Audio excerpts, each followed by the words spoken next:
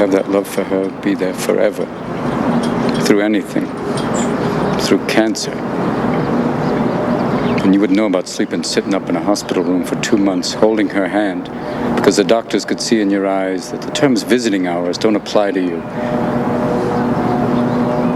You don't know about real loss, because that only occurs when you love something more than you love yourself. I doubt you've ever dared to love anybody that much. I look at you, I don't see an intelligent, confident man. I see a cocky, scared, shitless kid. But you're a genius, Will. No one denies that.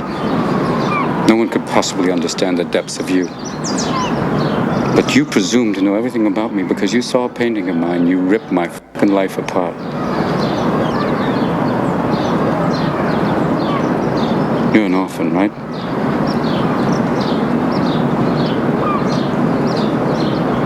Do you think I'd know the first thing about how hard your life has been? How you feel? Who you are? Because I read Oliver Twist? Does that encapsulate you? Personally, I don't give a shit about all that, because you know what? I can't learn anything from you. I can't read in some fucking book. Unless you want to talk about you, who you are. Then I'm fascinated. I'm in. But you don't want to do that, do you, sport? You're terrified of what you might say.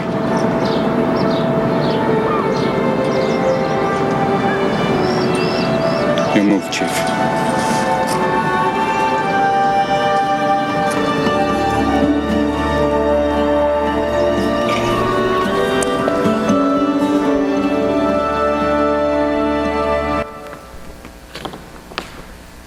This is who I really am. Not the man in the suit or Superman t-shirt. This is how most of us are. And I hope that you are not terrified to dig down deep and figure out who you are. And maybe you've had some tough situations in life. Okay? The end goal for many of you, or some of you, dream about having relationships. And we're going to talk about that in another minute. But first, I want to cover how do you keep your core intact when you are getting attacked in life? And why is it that it takes tragedy and harsh times for people to actually start making a difference? For example, September 1st, 2001. New Yorkers actually started being nice to each other. I'm one of them. And then it faded. Why does it take tragedy? And what is it going to take? And this is your assignment. What is it going to take for you to act like you've got cancer? What is it going to take for you to act like there is no tomorrow? Still plan for the future, but live for today. That is what getting to the core really is about. Because you are a blip. I'm a blip. And if you don't maximize it, that doesn't mean work like crazy hours. It means go to Europe this summer because it's your last chance to do it. It means go visit your mom and repair a damaged relationship. Whatever it is, maximize it. That's our end goal. Well, how do we do that? First off is integrity. Integrity isn't just telling the truth all the time, even when it's hard to do it. That's what I teach my son. Okay? Integrity is being the same person, whether you have a suit on, a dress on. No, I don't wear dresses. My flip-flops, my bathing suit, if I'm at church, I'm at work, or I'm at home. I'm the same person. I don't change. I don't put on a phony face. It's called being real. And that's something you have to be. And if you're not, don't kick yourself. Everything goes back to that quote. Change it. learn from today. Dig down deep, and you may not like what you see. You may love what you see. Like Nicola loved what she saw last week. Okay? Run with what you see. Change what you need to. Keep what's the essence of you. Okay? Well, that's me. Okay? In all my splendid glory with my son. Those are the different faces of Joe Lakatos. I don't change. Okay? I wake up in the morning filled with life, even though I don't sleep. I fell asleep at 5:58 this morning, and I woke up at 6:20. I just wasn't able to fall asleep. Okay? It's part of what I go through. Well, this is what I decided to paint on my son's wall in 2006 when I was getting ready for that autologous stem cell transplant. And I wanted to leave a mark for him. So I painted a rainbow, which was his favorite thing at the age of 5. And it says, always do the right thing. And under there you can read it. It's always tell the truth. Always treat others the way you'd want to be treated. Always finish what you start. Above all, always have fun and thank God every day for your blessings. Okay? That's what I try to instill in my son. And it's pretty easy to remember, but integrity is more than that. It is much more than that. Okay? And when you talk about treating others the way you'd want to be treated, that means put yourself in the other person's shoes, whoever you're dealing with at that moment. Because otherwise, you're not going to be able to treat them the right way. Try to see their core. Try to see theirs, even if you can't see yours just yet. Okay? That's the best way to deal with people on a daily basis. Well, the age-old question, what do you want to be when you grow up? Okay? That's the Peter Pan syndrome. So when I go back to this slide, where I say, how do you keep your core intact? We're going to go up there. The second part is Peter Pan. Third part is faith. Well, the Peter Pan syndrome is simply this. When you answer that question, what you want to be when you grow up, you're no longer a kid. You've just become an adult. And I say baloney. If you don't leave the little kid in you, like my son there on St. Patty's Day, you will never ever be fulfilled. If you don't leave that child inside of you and keep that passion burning within inside, like Dr. Ling's passion for boating, if that is ever out of his life, it's like sucking the core right out of him. Okay? And that's something he's passionate about. And he shared that experience with my son and I. Something he loves. Or the San Francisco Giants. I don't know how they made it to the World Series, but this is being a kid. That's Halloween, and I've got an even better one that's bigger. That is the skipper, played by Dr. Shoulders, our special guest. Now he just turned into a grandfather. I think his grandkids are going to love him. Okay? Keep the kid inside of you. That is an important part of keeping your core intact. If you get too serious, become too much of an adult, and become one of those people you look at and say, God, I wish I wasn't them. Please don't let me turn into them. Don't make me like that, because you'll have to take me out back and you know what. Okay, so keep that in mind. Faith. Faith has been the cornerstone of my life. I have fallen away from my faith in parts of my life. I think we all do. I was as human as everyone else. I allowed relationships and people to help me rationalize not going to church and thinking I was better than that. Okay, but faith does something great. It's building your relationship with God. And if you get damaged, if your core gets beaten up, like that woman at the store yesterday, faith will enable you to accept who you are, forgive yourself. Ultimately, you're going to have to forgive those that hurt you, because otherwise you're going to have anger and bitterness in your heart, and that will negatively affect your core. You need to do that in order to ultimately heal. So faith is, for me, my advice has to be a critical component of your core and your life. Okay? It also keeps you humble, very humble. And despite the fact you're here to see me, I feel this big. I think you should be up here. And that's why I've shared a lot of your stories today. This is about you. Oh. So, Craig, instead of focusing on the 4 fingers, we tried to look beyond the 4 fingers to find the solution to your question. How do you reach happiness and fulfillment each day? They're 2 different things. Well, here's our review.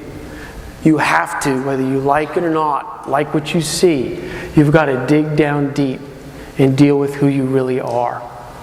You've got to be persistent about it. You have to be true to your core once you figure out what that is, and take care of number 1. That is more important than taking care of others.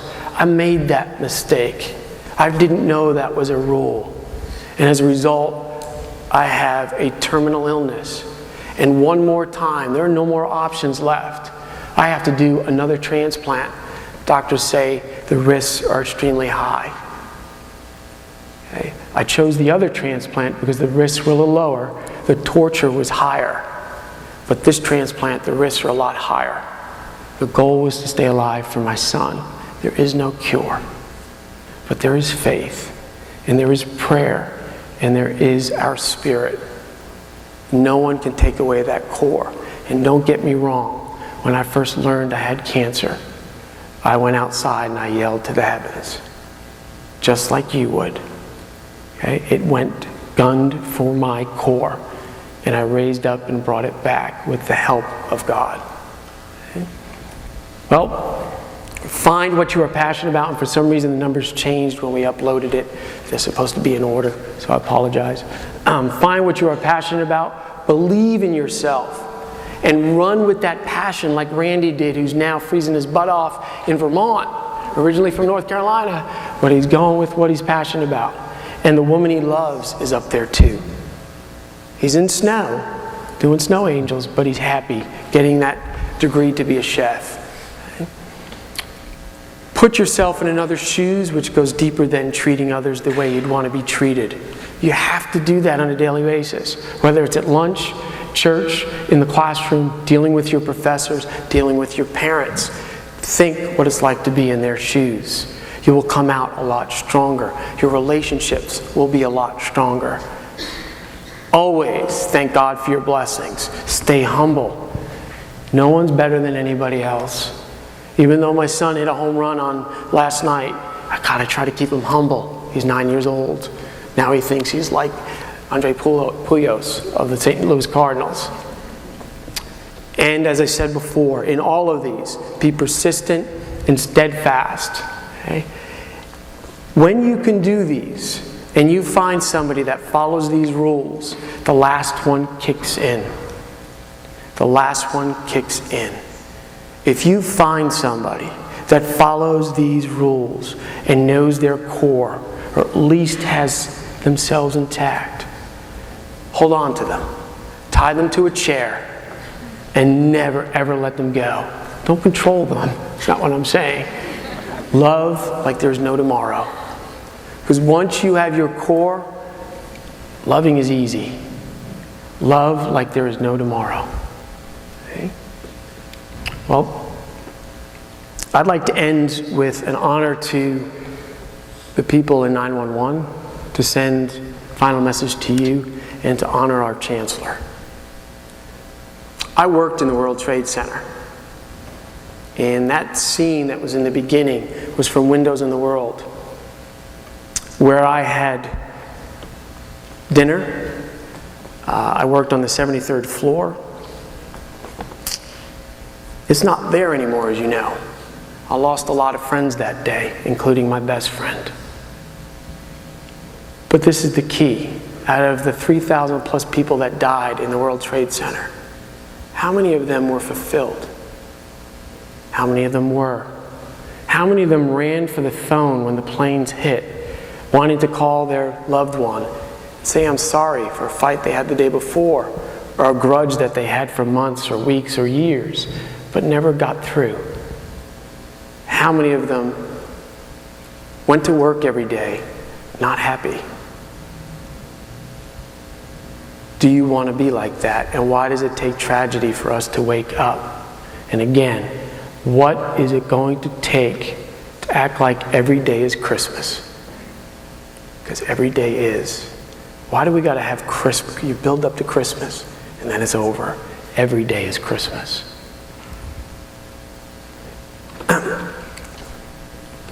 I want to thank Dr.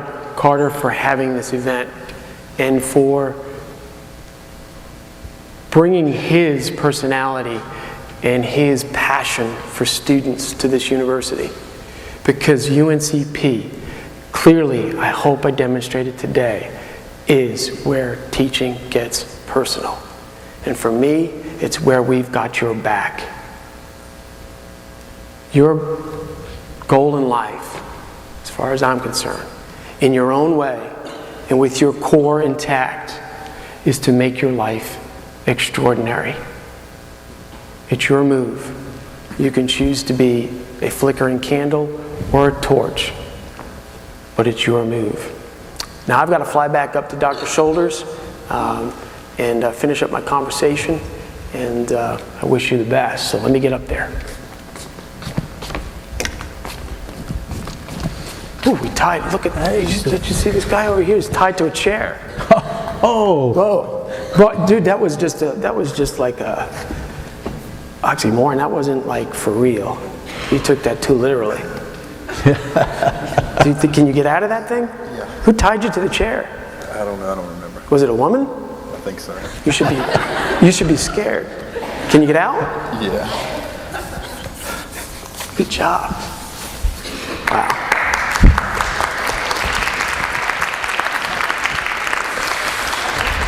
A little late on that one, but that's all right. glad you made it back. It's good to see you again. So, did you find that we helped you in at least the next step in finding that answer? The solution to the four fingers, to your four fingers? Absolutely, Joe. What you shared really was tremendous. Thank you. And you know, I don't want you to take this wrong, but I have to believe that some folks probably tend to think of you in terms of your disease. And it's kind of like you're disease defined or disease destroyed, or maybe you call it disease challenged. I don't really know exactly what the words are to express it, but the truth is you really are not. You're still the same Joe. You choose to get on your knees, to get through the things that you go through, to be divinely directed, to find strength and wisdom, to be true to who that you really are, to whom you have always been. In fact, Joe, you're being true to who you are, just like you were when you left the firm years ago, left your position here to go teach full time. Something I never really quite understood until now. And I think that you're right when you say to me and you say to others, it's your move. Thank you, Greg. Thank you. You know about my son, right? I do. And honestly, that's the one thing that I worry about the most. And if something does happen to me, please watch out for him. I absolutely want to You've be been part like a of brother that. to me. Thank you, Greg. And you to me.